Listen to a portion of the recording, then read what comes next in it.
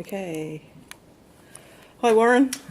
Welcome. We are down in the bowels of the ACU and we are sifting through material, lyric material, where we're going to try and identify hopefully 3 songs that we will compose, work on the lyrics and knock this into shape. So we're going to have 3 completed songs that we're going to try and record in a couple of weeks' time. So everyone has compiled and worked quite hard to put together, based on a brief they got, songs relating to themes concerned with social justice. It seemed the majority of people on first discussions were looking at the immigration issue, the boat people issue. It looks like that has since, with a bit more exploratory work and thought, that seems to have expanded, which is good, as we want a rich tapestry of ideas here. There are no right ideas, there are no wrong ideas. Anything concerning social justice, if there's an injustice, then it's valid. Okay. We have titles like Scars, which is very good, Little Boy, which is very good, Black and White, which is very good, Child Soldiers, Together as One, which is good, It's Time to Make a Change, sounds like the Goffutlam, that was the Goffutlam theme line, I think 1972, Time for a Change, wasn't it? The Power Stays With Me, very good, New Beginnings, Boy Called Jack, and then we've got the larger versions, which everyone's put on their butcher papers, which all look very good as well. Okay. What's interesting for me, Beth has laid these out, so I can kind of get a rough scan, a glimpse of all of them coming off the piano at me. What's interesting, what grabs the eye, is specificity. That is, people have actually taken an idea and gone into it in a micro level rather than in a general way, and actually examined a specific issue. What's interesting in social justice, in order to be very effective, you can work in generality, but you'll find that the greatest songs, I think, written about social justice, and if people look about songwriters like Bob Dylan, for example, when you have a song like God on My Side, he will refer quite specifically to conflicts concerning the Russians, Vietnamese, whatever it is, which really drives home a point. As opposed to kind of just speaking generally about, for example, just about war as being an evil. Okay, so what I've noticed immediately, there is a song here which is called New Beginnings. And what I like about it, what jumps off the page is specificity. And we've got here specific references to Ethiopia, Sudan, Kenya, Alone with No Home, which suggests not only thought, but some research and a little bit of knowledge geographically and politically on the subject matter. Looking again through all of this, I notice we've got stuff about boats offshore, which seems to be a very popular theme here in Australia, in terms of getting debate stirred.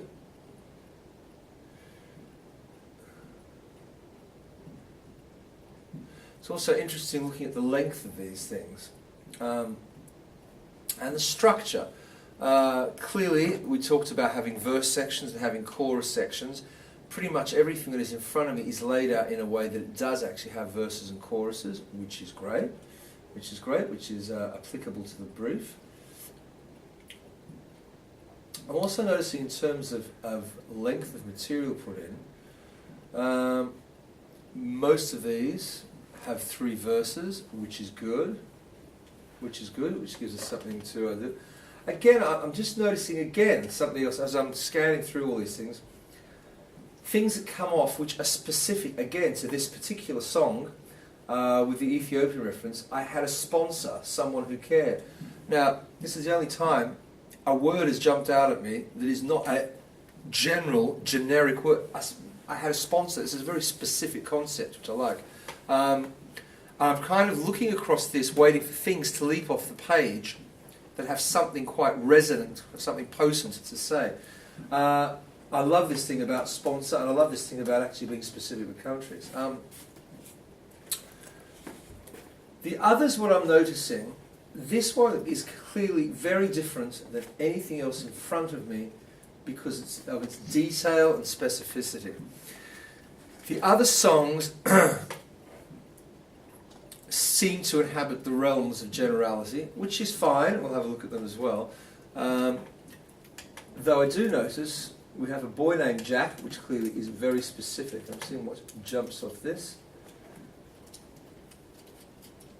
That's very good as well, because we're actually dealing with a personal tale. I mean, one of the interesting things, again, when writing songs, is the ability of an audience to identify or to form a relationship, to sympathise with, and actually be concerned, to care about the plight of a person, of a character. When numbers are bandied about, not just in musical terms, I think generally speaking, people find it difficult to absorb and sympathise or identify with numbers. So if I said to you, for example, 10,000 people were killed in the Philippines on the weekend, it's very difficult for that to create a sense of emotional loss, or to feel that a friend of yours, a character of yours has suffered. It's a number, and in fact it's quite an overwhelming number. But if I said to you that Jack and Michael and Eva passed away in the Philippines, they were killed, suddenly, whoa, these are people we know, they've already got names. Suddenly we can identify, there's a relationship, we can sympathise. As soon as you personalise, or if you find, again, this is about specificity, once we detail something, we can really make a very strong message. It touches people because we understand that, we can identify with it. Putting a number, and once numbers get big, 2, 5, 10, 20,000 people, for us it doesn't make a lot of difference. 5,000, 10, 15, we understand it's a tragedy. Thinking about an addition from 5 to 10,000 people, the leap of 5,000, that's 5,000 Jacks, Michaels, Evas. It's too much, generally, for us to absorb, let alone actually identify with at a personal level. So it's interesting when we're making a point, a song about social justice. Again, if one is writing specifically a tale, the tale of Jack can be incredibly resonant, incredibly powerful. Whereas if Jack's lost his home, as opposed to saying, we all lost our home, everyone in the Philippines lost their home. Though it's true, and that doesn't mean it weakens it in any way, it is just a harder thing for us as a listening audience in music theatre to identify with, to relate to numbers like that. So there's two numbers already that clearly leap off the page. So let's see if anything's hiding away here.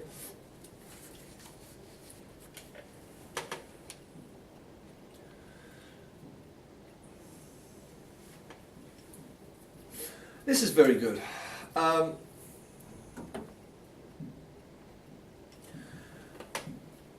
It says stop. Stop the violence, chaos all around, buildings stripped. We've got a very nice, strong graphic visual picture here. This is very good as well.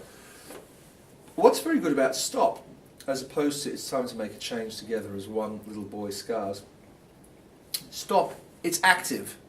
It's not passive. It's not stop. And it came to me, I did a workshop 3 weeks ago in New York, and one of the songs in it was an elder woman telling the youngest Vera, it was called You're Giving It Away.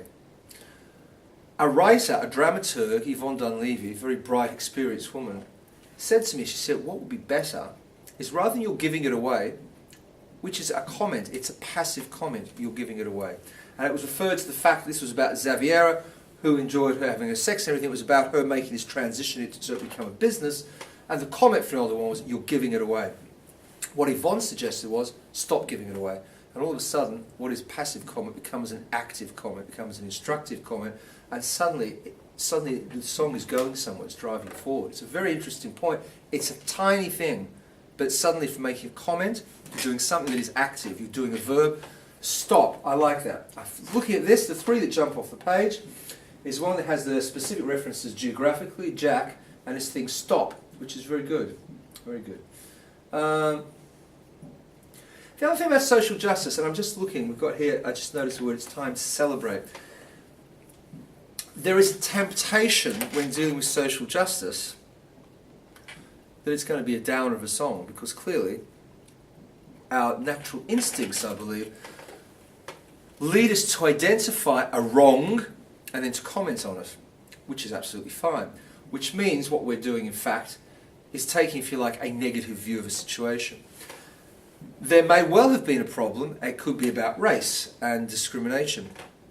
what will also be a song about social justice is the results of that, which is a positive result, which is integration. It's time to celebrate. It's also a song about social justice.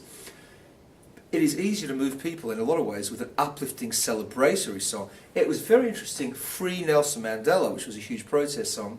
It wasn't Free Nelson. It was a hugely uplifting, celebratory song and very positive. Free, instruct, stop giving it away. Free Nelson Mandela. How did it go? Sorry? Yeah. It was Free Nelson Mandela. It was a hugely uplifting song. Which is great, because if you think about it, here's a man in prison. It could be a terribly painful song. Interesting.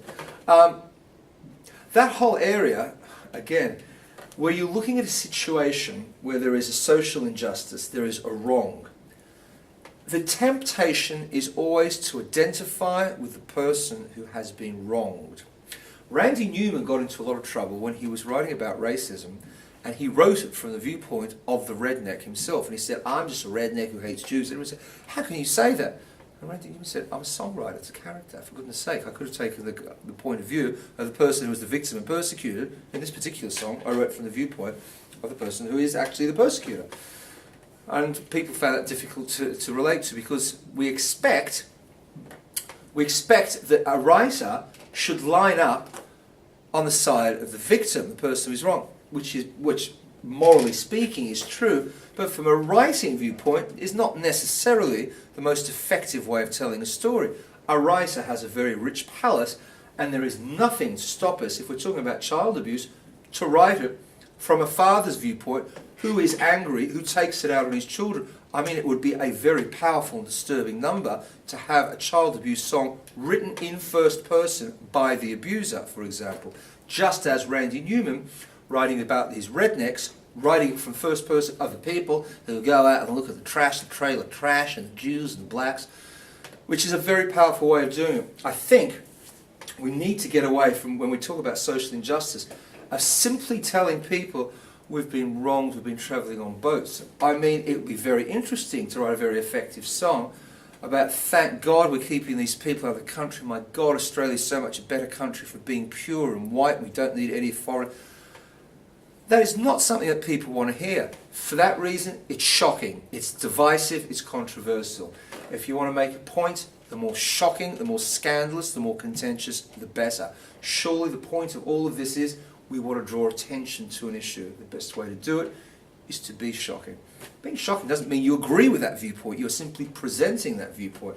And by doing that, often showing how damaging that viewpoint. Interesting enough, a few years ago, I was musical director on the James Whale show. James Whale came under a lot of criticism from all sorts of people, because he used to have pro-lifers who'd throw acid at abortionists. He'd have people who came over from Serbia, who supported ethnic cleansing. What was brilliant about the show, it was a platform for freedom of speech, and by giving these idiots an opportunity to speak and present their argument, they immediately disgraced themselves, which is so much better than denying freedom of speech and simply saying we've all been wronged, because we get that. It's a so much more powerful statement to actually put someone who is, in favour of ethnic cleansing, put him on, let him speak for 20 minutes. My God, they do enough damage to their cause. Okay, so let's have a look at these three songs, I think. They're the ones that jump out. So, this one that's seen right there is Stop. So let's have a look what we've got. Stop the violence, stop the pain. Is it really worth it? Is there any gain? Chaos all around me, soldiers everywhere, smoke and devastation, buildings stripped bare. I feel so alone, is there anybody there? Sirens all around me, people flee in fright, explosions shatter silence, screams in the night. People held at gunpoint, is this really right? Terror overcomes me, blood turns ice with fear, anxious for my family, can anybody hear? Very good. Let's have a look in a bit more detail of this. We have one chorus, which is put at the top of the page, which I presume therefore is a gift, is an option that we can stick anywhere like. So we go chorus, verse 1, chorus, verse 2, chorus, verse 3, chorus. Or we could start with a verse and then go to the chorus. Or we could go chorus, do 2 verses and a chorus. There's plenty of options. What they're suggesting from the chorus, though, is that the words are not going to change, which is fair enough. So the words in the chorus are stop the violence, stop the pain, is this really worth it, is there any gain? Very good. Stop the violence, stop the pain, great. Is it really worth it? Very good. Are we making positive change simply by torturing and punishing people? Does that really help the situation? Arguably, some dictators might agree the best way to rule is by fear. I think history shows that it's not really the best path to travel, though. Okay, looking at the verse, so we have a general thing, which is very good in a chorus, where you can, if you like, look at the macro picture, and then the verses look at the micro picture. So in the chorus, stop the violence, stop the pain, is it really worth it, is there any gain, is a universal chorus. And by that means, it could be about any country, it could be about all countries, it's about all people. It makes perfect sense, it is a universal thing. It works well as a chorus. Why? Simplicity. You've got the word stop happening twice, which is great. There's 4 lines, they're all short, but they're very powerful lines. Stop the violence, stop the pain, is this really worth it, is there any gain? It's also very good, I also like the thing, in any song, rather than we just, again, make comments, I also like the idea that we raise questions. So we could say stop the violence, stop the pain, it isn't worth it, there's no gain. The way it's being put here, which I think is very effective, stop the violence, stop the pain, question. Is this really worth a question? Is there any gain? Both of them create very different responses from the listener in music theatre. If we simply comment, it means we listen to it in a passive way. If the question is put to us, we are invited to participate in a dialogue. Does that make sense? Think about that. If someone is simply giving you a comment, it's very hot outside. Yeah, we accept it in a very passive way, we accept it. Is it warm outside? You're invited to think about it. You're invited to participate in the dialogue. Very clever construction. Stop the violence, stop the pain. Is this really worth it? Is there any gain? Very good. Okay, let's have a look. Each verse, right, should be, if we're going to have a consistency here, if it's 4, 6, 8, 10 lines, they should all be that. At first look, verse 1 is 3 lines of couplets. It's 3 couplets, 6 lines. Verse 2 is the same. Verse 3 is 4. So the first thing I'd say is we would have to alter the melody to conform. There is no particular reason, as far as I can see, why the third verse should be 4. So I'd suggest to the writers, Michael, Louise, Pat, Ryan, Adrian, can you convince me as to why we've dropped 2 lines, why we've dropped the third couplet? I defy you to give me a good reason. Okay, next thing. Okay, what they've done, if you're going to have 6 lines, there is lots of ways for the metre to form. Lines 1 and 2 can line, and you can leave line 3 to hang, so 4 and 5 match, and line 6 resolves from line 3. Okay? Or, what they've done here, you have line, answer with a word, line, answer with a word, which is a rhyme, line, answer with a word. For example, verse 2, have a listen. Sirens all around me, people flee in fright. Explosions shatter silence, screams in the night. People held at gunpoint, is this really right? Okay, so you've got 6 lines, you have 3 couplets. The second of each of the couplet of lines ends with a rhyme. First thing to say is, that works. Can you spot what doesn't work, which is the weaker one, where we're lacking syllables? Have a listen. Sirens all around me, people flee in fright. Explosions shatter silence, screams in the night. People held at gunpoint, is this really right? Anything stand out? Oh, people who... Oh. Screams in the night, needs more syllables. Have a listen again. Sirens all around me, ba-ba-da-ba-ba-ba, works great. People flee in fright, perfect. People flee in fright, ba-ba-ba-ba-ba. Explosions shatter silence, screams in the night. It's too short, needs more syllables. Screams within the night would be better, yeah? Yeah. Have a listen again so you see what I mean. You've got sirens all around me. Great, you've established something and it's energetic. Sirens all around me, we've got it. Chaos, confusion, love it, you've created a very good picture. Chaos, right, sirens all around me, people flee in fright. Great, and the other thing that they've done, quite unwittingly, it's alliterative. People flee in fright, great, do it. I'm not sure that was intentional, but well done. Okay, explosions shatter silence. Very good. Why is it good? because shatter following explosions is almost onomatopoeic. Shatter, we get it. Kabush, whoom, shatter, we get it. It's great. We can hear it all happening. Explosions, shatter, silence. It's lovely. Screams in the night. We need to fill it out, the line out a bit yet. But screams in the night is good. People held at gunpoint. Great. Very specific concept. Very good. People held at gunpoint. All right. Is this really right? And again, as I said, I like it. We actually finished in the whole 6 with a question, which is inviting us to participate in the concept. Okay. So that verse 2 makes sense. 6 lines, 3 couplets, and a second of each is an answer that rhymes at the end. Why then does verse 1 do this? Have a listen. Chaos all around me, soldiers everywhere. Smoke and devastation, buildings stripped bare. I feel so alone, is there anybody there? Right, what do we observe? It's still the 6 lines. We still have the same idea that lines 2, 4 and 6 at the end will have the rhyme. The weight is nowhere near as effective in terms of the scansion and syllables, the way they fall, as verse 2. Have a look at it, listen again. Chaos all around me, soldiers everywhere. Smoke and devastation, buildings stripped bare. I feel so alone, is there anybody there? Okay. Lines 1 and 2, lines 1 and 3, which is actually the first of each of the couplets, okay? Chaos all around me, smoke and devastation, perfect, same weight, nice, great scansion. And by the way, it's interesting as well, chaos all around me. You don't have the downbeats, the emphasis falling on weak things like the or a.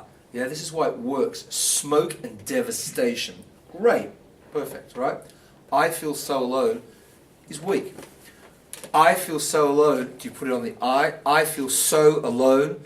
You have to fake it artificially to imply how the beat will fall. Can you hear, without doing anything to it, smoke and devastation? It's great. Smoke and devastation. Great. I feel so alone. I feel so alone. You can make them work, but you have to artificially work them. It's fine. They can work. There might be another way of expressing that. Chaos all around me is good. Soldiers everywhere. Very good. Chaos all around me. Soldiers everywhere. Smoke and devastation. Buildings stripped bare. Buildings stripped bare is not the same as soldiers everywhere. Buildings da da da. Buildings. Where you have soldiers everywhere. Buildings stripped so bare, for example. Yeah, but it doesn't work. It should work. It doesn't. It's worth thinking about. These are little things that you need to consider. You've set up something. When you start anything in music theatre, you are creating what's called a convention. Once you establish your convention, it doesn't matter what it was. If I set up in the first 2 minutes that I'm doing Romeo and Juliet, and in the first 2 minutes everyone comes out, they have tattoos on the left arm and they have extension eyelashes on their right eyelash. If I make that clear, that every character is doing that first 2 minutes, we will accept it for the rest of the play. You've established a convention. It's fine. In Moulin Rouge, you establish a convention very early on. We might well be in the height of Can-Can time in Toulouse-Lautrec's Paris, but we're using modern pop songs and we're going to throw them all together in medleys. It makes it clear in the first 2 minutes, right, that's the convention. Right. Set your convention out. It's very good what you've done in the verse here. Chaos all around me, soldiers everywhere. Perfect. And what's very good, in verse 2, sirens all around me, people flee in fright. Exactly the same syllables, weight, emphasis. And even cleverer, we've even incorporated, and repetition any way you want to do it is so effective. So you've got chaos all around me to open verse 1. Verse 2, sirens all around me. Verse 3 opens terror overcomes me, which actually is pretty consistent with what you've got there. Chaos all around me, sirens all around me, terror overcome me. And what you've done, chaos, sirens and terror, it's great. They're all nouns, they're all state. It's great. Chaos, it's a state. Sirens, we get it. Terror, it's a state. And all of them, so you've got the state and how they are absorbing you as an individual. It's great. They all mirror each other beautifully. Okay. Chaos all around me, soldiers everywhere. Sirens all around me, people flee in fright. Verse 2, great. Terror overcomes me, blood turns ice with fear. Although it's got more syllables, because the way you've weighted it, it works. I can say it without artificially forcing it. Listen, terror overcomes me, blood turns ice with fear. It works, it's fine. I just don't know why it's 4 lines. Verse 3. Anyway, okay. Let's go back to verse 1. The reason I'm doing this, verse 2 is definitely the effective one. I'll say it again so you can hear how naturally it works and also how strong the visual imagery is of what's being said. Sirens all around me, people flee in fright. Explosions shatter silence, screams in the night. It needs one more thing, a syllable, that's fine. Screams within the night, something, we'll work it out. People held at gunpoint, is this really right? Very good. Verse 1, chaos all around me, soldiers everywhere, great. Smoke and devastation, buildings stripped so bare, or something, work it out. I feel so alone, is there anybody there? I feel so alone, we will make work because it's different. It's a slightly scansion, meter and syllable wise. It's a change and we can make it work. Is there anybody there? We write it. The other thing, and I presume this is intentional, and I've got to therefore say this is a very thoughtful and intelligent construction of a lyric by Michael Bull and Louise Gorey, Janik, Pam, Gatwell, Ryan Butler and Adriana Ferraro. Not only do we have 3 verses that ideally, except for verse 3 which has 4, look like they want to be consistently with 6 lines, not only does lines 2, 4 and 6 rhyme each time, not only do we start with a state, then how that affects me, the individual. The other thing, which is beautiful, is the last line in verse 1, verse 2 and verse 3 is a question in all of them. Is there anybody there? Is this really right? Can anybody hear? Very clever, intelligent, thoughtful lyric writing. Okay. And the fact that it's instructive and active for a chorus is great. So I'll read it to you again. Let's have a listen to what we've got. Chorus. Stop the violence, stop the pain. Is this really worth it? Is there any gain? Verse 1. Chaos all around me, soldiers everywhere, smoke and devastation, buildings stripped bare. I feel so alone, is there anybody there? Verse 2. Sirens all around me, people flee in fright, explosions shatter silence, screams in the night. People held at gunpoint, is this really right? Verse 3.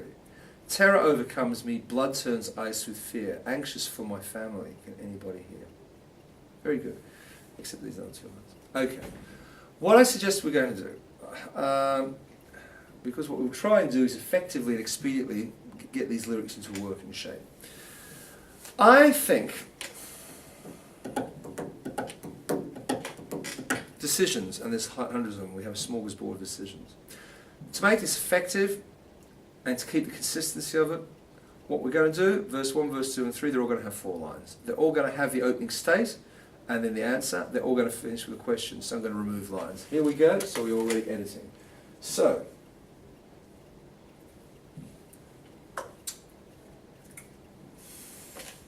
chaos all around me, soldiers everywhere.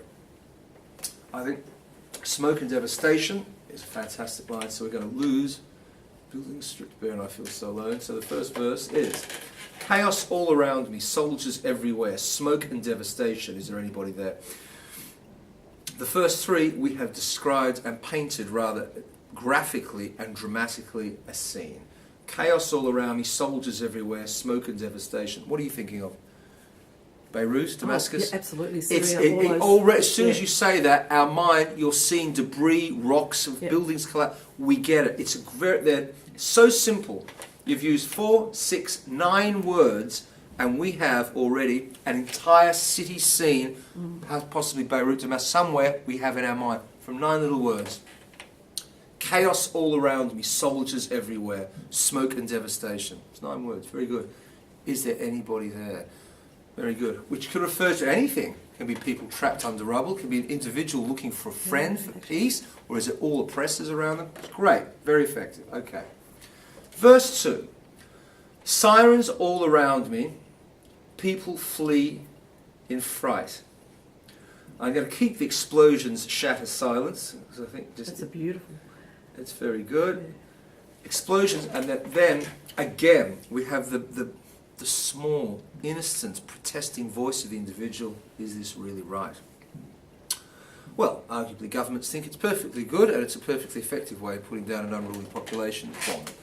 It's interesting though, Warren, because there's the sirens all around me, which is this noise, and then it's about the explosion shattered the silence. So there's a bit of a contradiction there. Very good. In that sort of the sirens and the silence. And I love that the explosion's shattering the silence. I It's very love good. that line. It's very good. So maybe, one would think, in the chronology of events, yeah.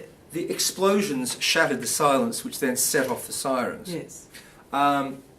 Which doesn't, and then as a result of that, you had the explosions. Then, do you know what? In fact, I like that.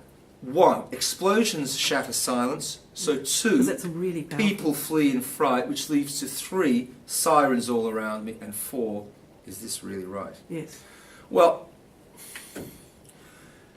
clearly enough people think it is right. There are enough people who are prepared to use either armies or suicide bombers to create this state of terror who clearly feel it is right. We would like to think that humanity and common sense will prevail and that a scene of people dying and trapped under buildings and all the rest of it might not be the best way forward for humanity. So we'd like to think that. Okay. Verse 3 we're going to use as is because it only has 4 lines. So terror overcomes me, blood turns ice with fear. I've got to think about that in a minute. Anxious for my family, can anybody hear? Okay. Terror overcomes me. What does that mean? Yeah, well, are you paralysed in fear? You don't know Exactly. which way to run? Okay, I mean, it's just exactly. very powerful, I think. Very good. Yeah. I like the fact that, do you know what, even if you got rid of overcomes me, as a state, chaos, you get it. I got it. Yeah. I don't have to say anything else. If I'm talking about a city, anywhere in the world, I say it's chaos.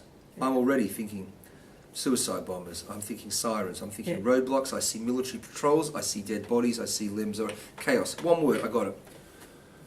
Explosions, same, explosions, I've got it. Terror is an incredibly powerful, emotive, strong word.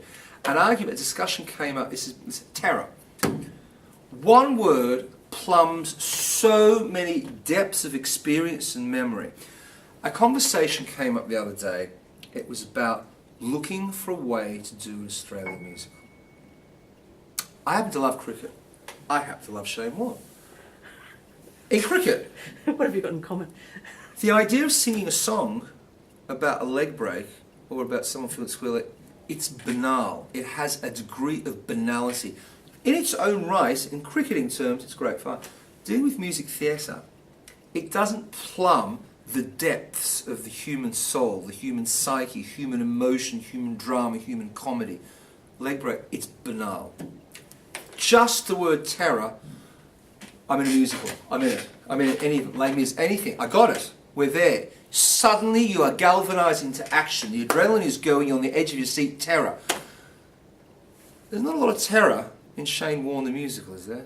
There's not a lot of suspense. There's not a lot of drama. I don't get it. I don't know why you would want these characters to sing at you. Singing is incredibly powerful, emotive, dramatic. There must be a reason people sing at you, and it's because it's heightened drama. Heightening a googly to a batsman, I don't get it. Okay. But even here, this is such a scene someone has painted here, which is great. So, terror overcomes me, blood turns ice with fear. I love that because I think that totally explains the terror too, doesn't it? Like the terror is internalised, and internalised terror is icy.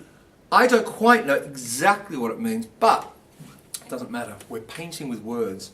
Blood turns ice with fear. Blood, ice, fear. Blood, we get it. It's terror, it's victims, etc. We got it. It's all that.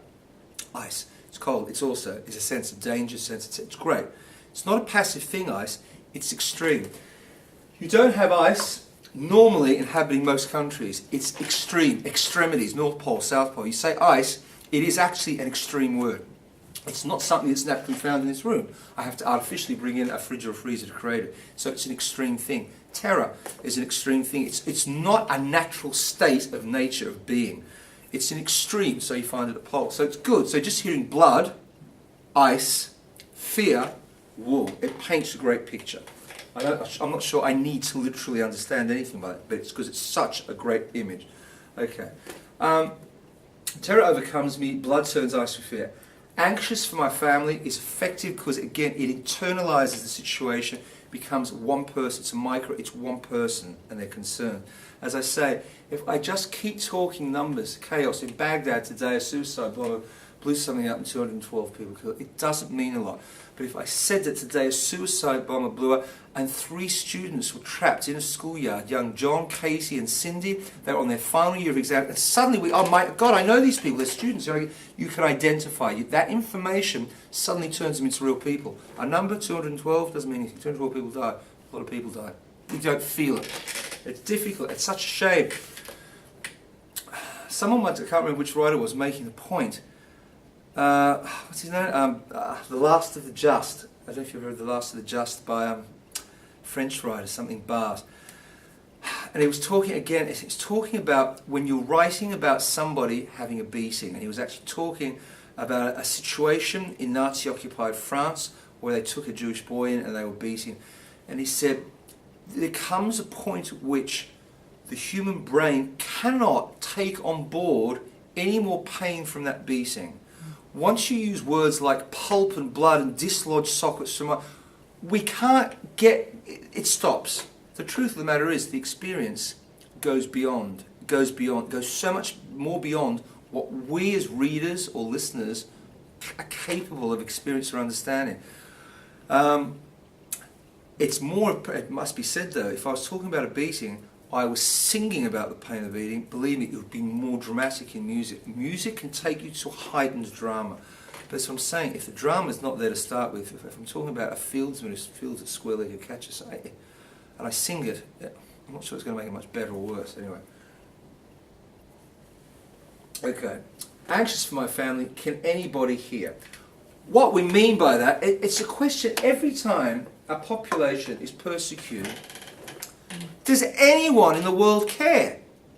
It's unbelievable. This suffering, murder is going on. It can't be right, but no one will do anything about it. No one will lift a finger. Unless maybe they can come and take some oil in the process and they have a vested interest. But the truth of the matter is, when people are actually, populations are suffering, it's true. The first thing you think, is this permissible? Is this allowed to happen? Is nobody going to come in and stop this? And the answer is no. People, you are alone. You are alone to your fate, your terrible fate. Okay, so I think that's a very effective lyric. I would say congratulations. I think it's very powerful. Yeah, fantastic. And I love the fact, stop. It's instructive, it's active. It's great. So we have one song. What I'd like to do is exactly the same thing with the other 2 songs. Yeah. But let's have a pause. Fantastic.